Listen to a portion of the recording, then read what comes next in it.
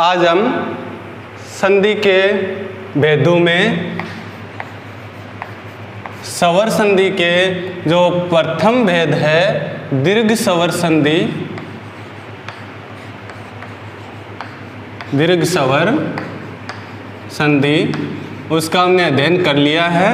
और द्वितीय भेद है गुणे स्वर संधि, गुण स्वर संधि है उसका अध्ययन करेंगे। तो गुण स्वर संधि है उसका नियम क्या है वो देखते हैं। नियम, यहाँ पर हम नियम लिखेंगे। नियम ए या आ के बाद, ए या आ के बाद ई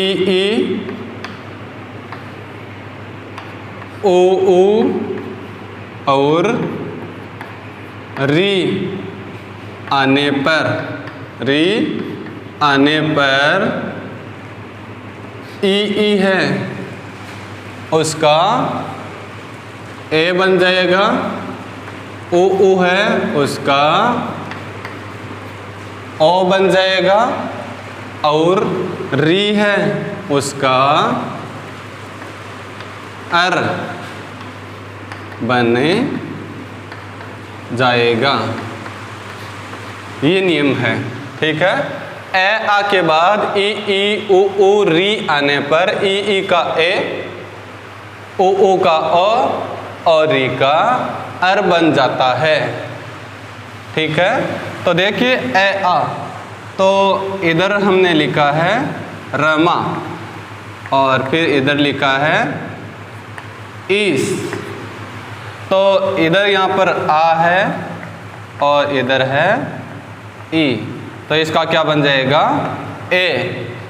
तो ये देखो ये बन जाएगा रमेश, ठीक है। दूसरा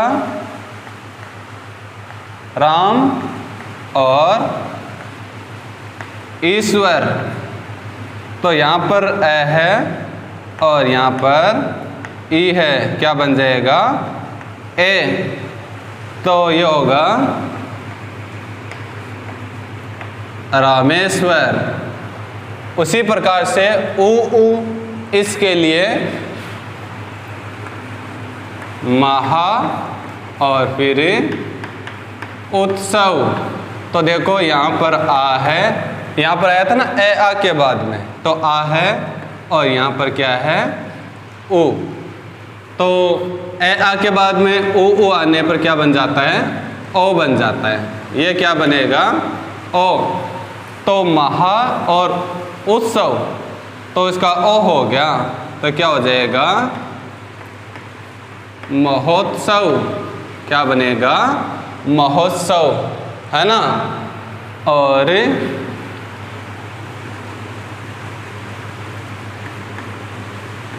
राजा और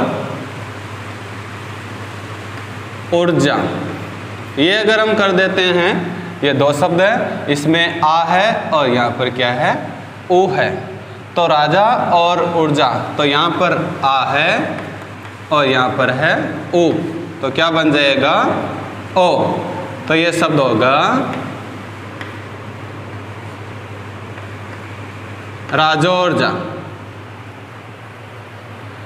क्या बन गया ओ।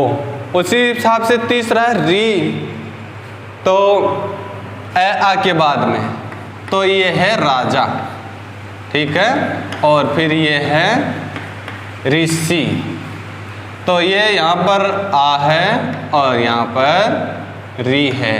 तो नियम के अनुसार देखो ए आ के बाद में री आने पर उसका क्या बन जाता है अर बन जाता है, क्या बनता है अर।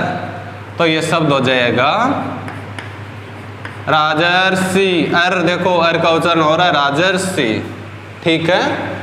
और यहाँ पर देव लिख दिया हमने और फिर ऋषि, देव और ऋषि, तो यहाँ पर ए है और यहाँ पर री है, दोनों का क्या बन जाएगा अर।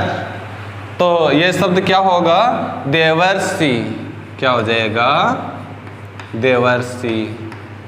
ठीक है, तो ये देखो हमने गुण संधि है उसका अध्ययन किया, परिभाषा रखने की नहीं होती, समझने की होती है। इसका नियम क्या है, ए आ के बाद में। तो देखो इधर आ है, इधर ए है, इधर आ है, इधर आ है, यहाँ पर आ है और यहाँ पर ए है। तो ए आ के बाद में अगर ई आए तो उसका ए हो जाएगा। कैसे, तो वो हमने अभी देखा, ई आया है रमा और ई से तो हो गया रमेश, ए बन गया।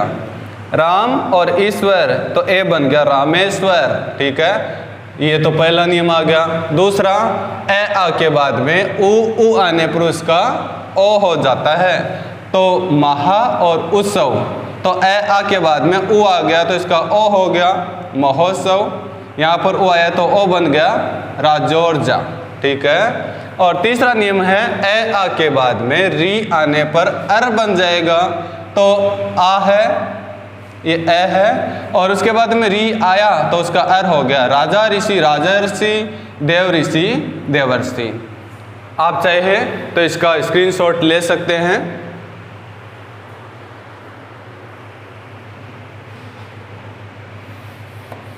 दूसरा जो स्वर संधि का भेद था, गुण स्वर संधि, उसका हमने अध्ययन किया।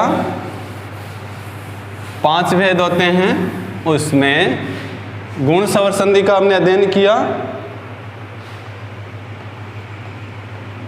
और तीसरा भेद है वृद्धि, यानी किसी भी चीज़ में विकास वृद्धि जो बढ़ोतरी हो रही है तो ये होगा वृद्धि स्वर संधि, दीर्घ गुण वृद्धि।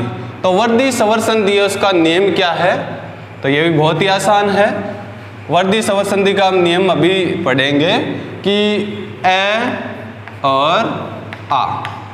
देखिए ए आ के बाद यही नियम है, ए आ है, उसके बाद में ए और आई आए। ठीक है, ए और आई आए तो उसका आई बन जाएगा, और औ आए तो उसका भी औ बन जाएगा। ये ए ओ है, इन स्वरों पे लागू होता है कि ए आ के बाद में ए आए तो उसका आई, और ओ आए तो उसका औ बन जाता है। बहुत ही आसान है, बन जाता है। कैसे बनता है देखिए। अब ए आ के बाद में तो देखो यहाँ पर शब्द लेते हैं, एक विश्व और एकता। विश्व और एकता, तो यहाँ पर क्या है ए, और यहाँ पर क्या है ए। तो देखो हमने देखा था ये दोनों है, ये मिलेंगे तो विकार उत्पन्न होगा, और इसका क्या हो जाएगा, आई हो जाएगा। तो ये शब्द हो जाएगा विश्व, और उसमें आई की मात्रा आ जाएगी, तो ए आई डबल हो गया विश्वेकता। ठीक है, विश्वेकता। और दूसरा है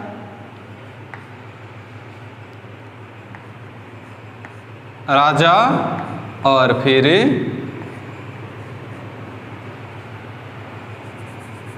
ऐश्वर्य, ऐश्वर्य। ठीक है, तो यहाँ पर आ है और यहाँ पर ए है। तो देखो नियम ए आ के बाद में ए आने पर उसका क्या हो जाता है, आई हो जाता है, तो इसका क्या बन जाएगा, आई। तो राजा और ऐश्वर्य, तो ये क्या होगा, रा जय, और जय के अंदर किसकी हो जाएगी मात्रा, आई की, तो राजेश्वरीय। क्या शब्द होगा, राजेश्वरीय। तो ये तो होगा ए का नियम। अगले जो शब्द हैं, जैसे इसमें महा और ऐश्वर्य, तो महेश्वरी भी हो सकता है। अब देखो महा और ओज, महा और ओज, ए आ के बाद में, तो देखो इसमें यहाँ पर किसकी मात्रा है, आ की है। ठीक है, फिर बाद में ओ आने पर, ओ आने पर इसका क्या हो जाता है, औ हो जाता है। तो ये ओ है, ये क्या बनेगा, औ। तो महा और ओज, तो ये क्या बनेगा, महूज, महूज। ठीक है, एक है महा, फिर औषधि। ठीक है, तो इसमें भी देखो आ की मात्रा है और फिर है औ की है, तो ये भी क्या बनेगा अपना, औ बन जाएगा। तो ये शब्द होगा माहुस्दी, क्या बनेगा, माहुस्दी। तो ये नियम है, पहला था दीर्घ गुण और वर्दी स्वर संधि का नियम है, ए आ के बाद में ए ऐ आने पर उसका आई, ओ आने पर उसका औ बन जाता। बहुत ही आसान नियम है, इसका विग्रह करके भी हमने बताया आपको दोनों का। और इसमें ज़्यादातर देखते हैं कि शब्द का जो मध्यम भाग होता है किसी भी शब्द का, उस पर ये हालांकि जो फैक्ट नहीं है, लेकिन फिर भी अगर समझने के लिए देखें तो बीच में ये डबल मात्रा, ठीक है, ये किसी भी शब्द में अगर मिले तो आपको वहाँ पर अंदाज़ा लगाना है और देखना है कि अगर ये है डबल मात्रा बीच में, लास्ट में मिले ये जरूरी नहीं है, लेकिन दो शब्द टूट रहे हैं वहाँ पे, शब्द को आप बोलकर देख सकते हो, विश्व एकता, तो विश्व और एकता दो शब्द है, अगर उनके मध्य में डबल मात्रा है तो इसका मतलब क्या होगा, वहाँ पे वर्दी संधि होगी। ठीक है, तो आप चाहे तो इसका स्क्रीनशॉट वो ले सकते हैं। अगला जो भेद है उसका हम अध्ययन करेंगे और वो भेद है यण संधि का, वो भेद है यण संधि का, दीर्घ गुण वर्दी, और चौथा भेद है यण संधि का। तो यण संधि के बारे में हम पढ़ेंगे। ठीक है, यण स्वर संधि। देखो ये स्वर संधि है तो आपको इतना पता है कि स्वर का स्वर के साथ में मेल होगा।